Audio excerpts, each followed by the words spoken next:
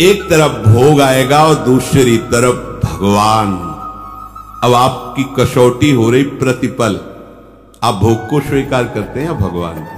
तो हम क्या करते हैं, भोग भगवान को लगा के प्रसाद स्वीकार करते हैं।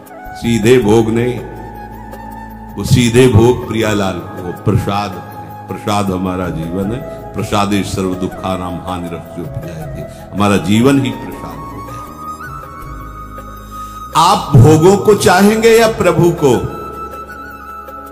आप देख लो, तुम्हारी निष्ठा ही सिद्ध कर देगी तुम क्या हो।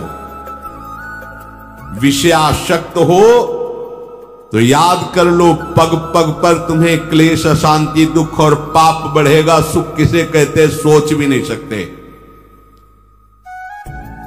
यह हम तुम्हें बहुत सावधानी की बात कहते हैं।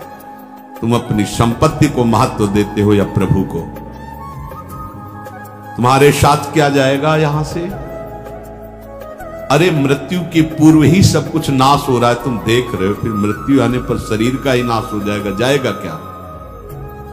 तो सावधान होकर के आप इससे प्रभु को क्यों नहीं प्राप्त कर लेते हैं? इससे अपना भाव हटा लीजिए। हमारी संपत्ति दंपत्ति है, हमारा सुख उनकी सेवा है। कुंज महल की टहल सुख, दंपत्ति संपत्ति पाई है। हम यहां जो कर्म कर रहे हैं उसके अंतर में देखो, भोग की प्रेरणा से कर्म हो रहा है, भगवत प्रेरणा से हो रहा है। भगवत प्रेरणा से होगा तो शास्त्र सम्मत होगा, भगवत प्रसन्नता के लिए होगा।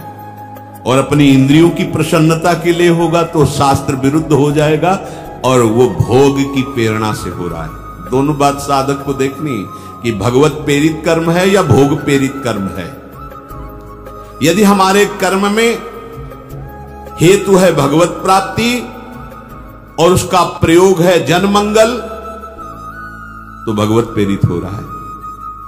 अगर हेतु है अपनी इंद्रियों का भोग, इंद्रियों का सुख, और अंदर से भाव है कि मुझे सुख मिले, दुनिया में आग लगे कोई, यह है भोग प्रेरित। कहां से भगवत भाव आएगा? ऐसे आदमी वैर करते रहते हैं, हिंसा करते रहते हैं, पाप करते रहते हैं, भले वो कुछ भी दिखावें। उनकी वृत्ति प्रभु में नहीं लग सकती। देखो, जो प्रभु का जन होता है, बड़े से बड़ा भोग उसे विचलित नहीं कर सकता, अपने लक्ष्य पर दृढ़ रहता है।